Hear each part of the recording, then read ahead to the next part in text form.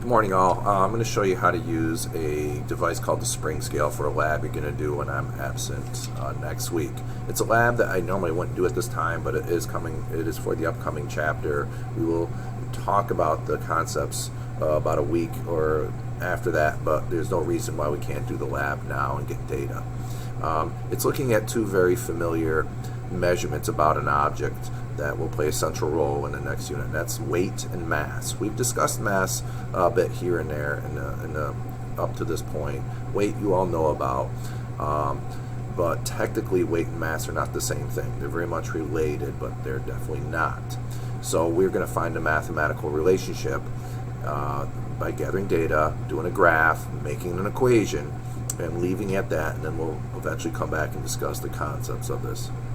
That way we can get this out of the way and not lose too much time. So this is a spring scale right here. Okay, it's a fairly simple device. Here is a hook that pulls a spring, and the spring is calibrated to measure a force, in this case a force of gravity. There are two scales to it. If you look closely here, maybe you can't see it, it's a G for grams. And then on this side, and this is the side we want, the side with the N stands for newtons. Newtons measures, again, a force. So to use it, I grab a mass. We're going to be using these hooked masses here, and I hang it from there, and I read the scale as carefully as possible, one place beyond the smallest mark, and make note of what the values and marks are. They're not necessarily tenths. They could be 2/10. I think this one might be 4/10. And actually, before you hang this, make sure it's zeroed properly. So if it's not zeroed properly, there's a thumb screw right here, and you can twist it one way or the other to raise or lower the plunger here, but that should be pretty straightforward. You are going to hang multiple masses of various sizes, and sometimes you can hang more than one. So if I look over here, I can hang those and I can get the total weight.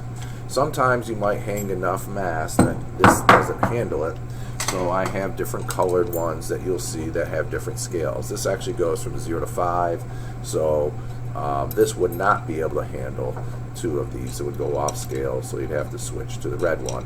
It's pretty straightforward. The red one goes from 0 to 20. So do a bunch of different masses, fill out the table, do a good accurate job, and when you do the graph and you find a slope, as always, look at the units. The units will help reveal something. All right, good luck.